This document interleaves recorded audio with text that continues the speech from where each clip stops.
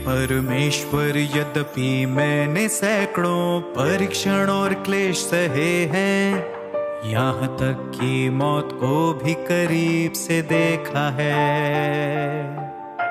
उन्होंने मुझे वाकई तुम्हें जानने और सर्वोच्च उद्धार प्राप्त करने की अनुमति दी है। यदि तुम्हारी ताड़ना, न्याय और अनुशासन मुझसे दूर हो गए होते, तो मैं अंधकार में शैतान की सत्ता के अधीन जीवन बिता रहा होता।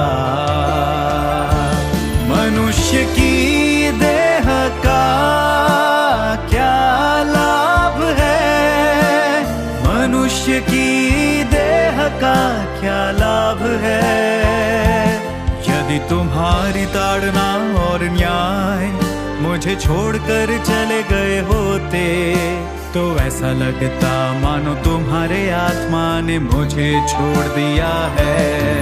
मानो अब से तुम मेरे साथ नहीं हो। यदि ऐसा हो जाता तो मैं कैसे जी पाता। मानो अब से तुम मेरे साथ नहीं हो। यदि ऐसा हो जाता तो मैं कैसे जी पाता।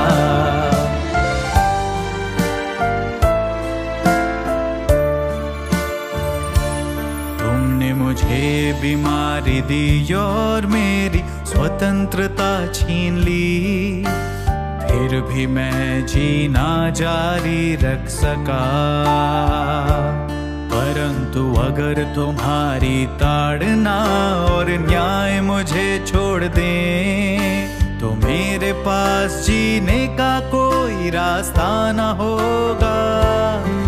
यदि मेरे पास तुम्हारी ताड़ना और न्याय न होते, तो मैंने तुम्हारे प्रेम को खो दिया होता। तुम्हारा प्रेम इतना गहरा है कि मैं उसे शब्दों में बयान नहीं कर सकता। तुम्हारे प्रेम के बिना मैं शैतान की सत्ता के अधीन जी रहा होता, और तुम्हारे महिमामय मुखड़े को ना देख पाता। मैं कैसे जीवित रह पाता। मैं ऐसे अंधकार में, ऐसे जीवन में मुश्किल से ही आगे बढ़ पाता। मेरे साथ तुम्हारे होने का अर्थ है कि जैसे मैं तुम्हें देख रहा हूँ, तो मैं तुम्हें कैसे छोड़ सकता हूँ।